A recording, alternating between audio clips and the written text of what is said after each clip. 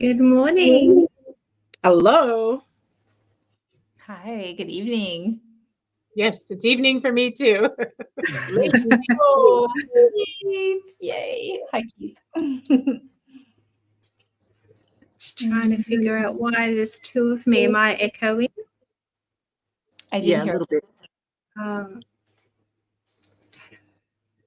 Where's Michael? You go ahead. Yeah, absolutely. So you guys, we have such a special treat tonight. We are going to talk to Annalise and Drina. They have been our wonderful moderators in our Facebook group, Meet Sisters. So Lindy kind of reached out to me in the last maybe month or plus and asked if we wanted to start just a support group and a group where we kind of help each other out, list our struggles, talk about our journeys. And it has been so organically generous. And a lot of that is because of Annalise and Drina and the work that you guys are putting in there, and you're being willing to connect in relationship and community. And I big shout out to Jen because she has been shouting out our group, and we're getting lots and lots of beautiful women joining this and encouraging each other. And just, this is a judgment-free zone. We're not hardcore carnivore. We're animal-based or meat only or lion or whatever you want, whatever version, whatever flavor of the carnivore rainbow fits you. But I just want to thank you two for being anchors in this encouragement. You're both natural encouragers. And so I'm just so excited that we get to talk all things Meet Sisters tonight. Bless. It's a pleasure to serve. That's something that's been big for me, is actually coming into my power, really empowering myself. And then I think when you're coming from a place of empowerment, it becomes quite natural and easy to serve and to give back to community and others. So it's actually really quite an honor to connect with you all and all these gorgeous women. Like everyone's different. We're not all the same. We're not all like, what do they call it? Like the cookie cutter shape, one after the other. We're all unique, different personalities. We're not always agreeable. I make it a thing not to be agreeable and not to be apologetic for being who I am and my own opinions and the way that I am. And I just think when you're standing in a space of authenticity, you can then, naturally just connect with other people and then just put your little bit of your 2 cents forth and to say, look, this is how I've been experiencing things and this is how things are working for me, so. Yeah. Absolutely. And I want to just echo what Drina's saying, but add the spin of I've moderated in lots of different groups over the years. I always end up, it seems like, serving and wanting to step up and participate. And this particular group, especially for how quickly it's grown and how big it is now, I think we're around 1,400 members. I've been extremely impressed and kind of blown away.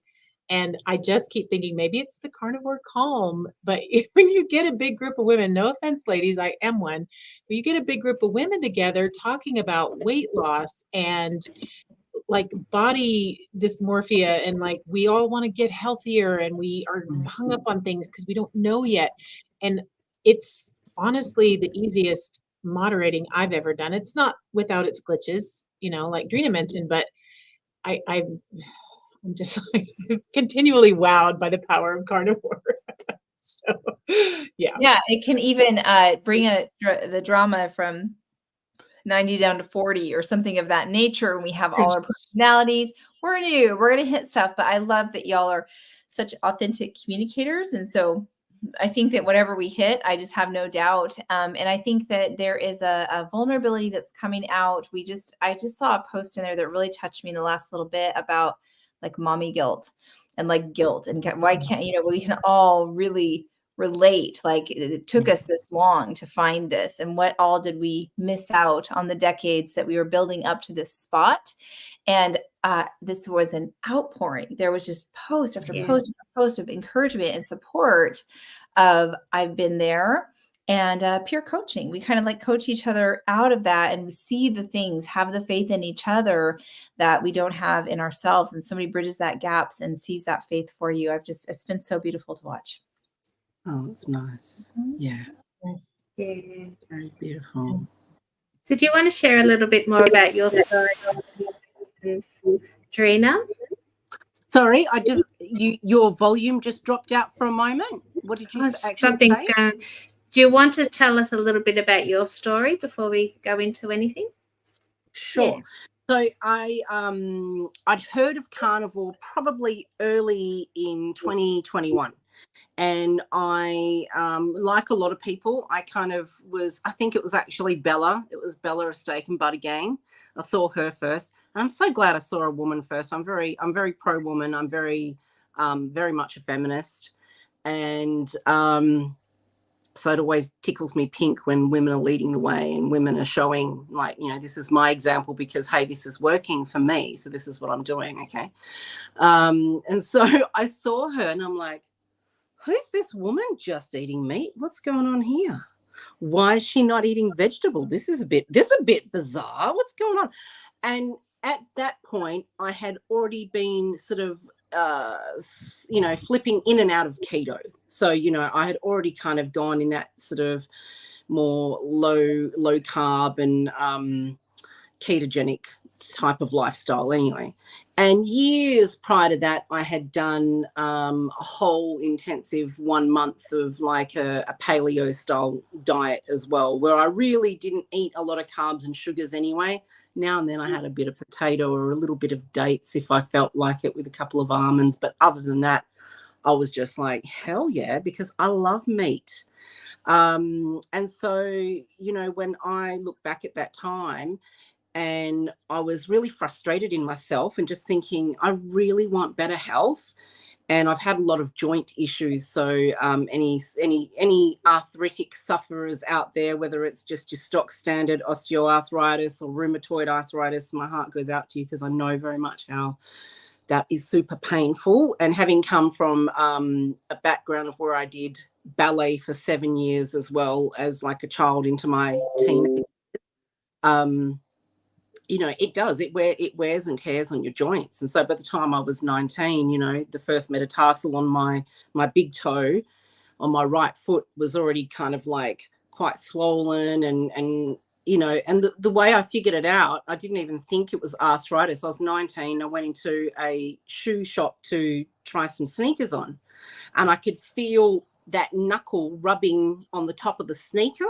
And I thought, what's that? And I thought, oh, there's something in the shoe. No, it was my foot in the shoe.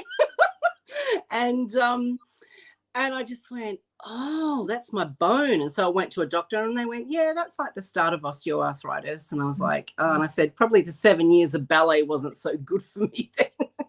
But, and then cut back to that time where I'd seen Bella.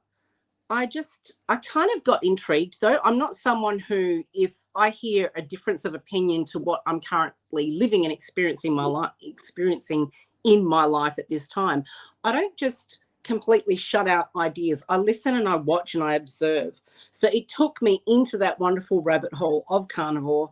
Next minute, I've gone from Thomas DeLuca to Ken Berry to who's the other legend that I love? That was Kelly Hogan. Kelly Hogan was the next one. And then I started looking at Paul Mason, and there was one more. There's one more that really stood out for me. Amber O'Hearn. I started sort of following some of her stuff as well. And so for those who might not be aware of me, I also have long-standing mental health issues, gut issues. And as we know, even though as the intelligent human beings that we are, we're only scratching the surface about what we understand about microbiome and that mind and gut connection. But there's definitely now that science coming out about the mind-gut connection, and that if you can intrinsically start to heal one, it does that flow and effect to the other. And so for me, it was like, growing up as a child who was always having bowel issues and having to run to the toilet was absolutely hideous. Mm-hmm. And I was like, okay, so, anxiety, depression, OCD, running to the toilet all the time, to the point where in the last few years and the last job I had, I stopped working in April 2018. It was literally like, okay, so for me to actually be able to functionally work again, I've got to find a way to get on top of these crippling bowel issues, diverticulitis, IBS. I mean, it's just painful and horrible. So I watched for a few months, and then by September 21, I decided, okay, I'm doing carnivore. I've got to get into this because this is really important. And I can understand it because I have never felt better than when I eat a big quantity of meat and fat. Being the type of Croatian person that I am, both my parents are Croatian, we love meat and fat. And I'm just blessed that I had two parents who brought me up on so much of that type of food, eating nose to tail. And I think the thing that's actually got me through I'm still an obese woman. I still got lots of fat to lose. I don't care if I call myself fat.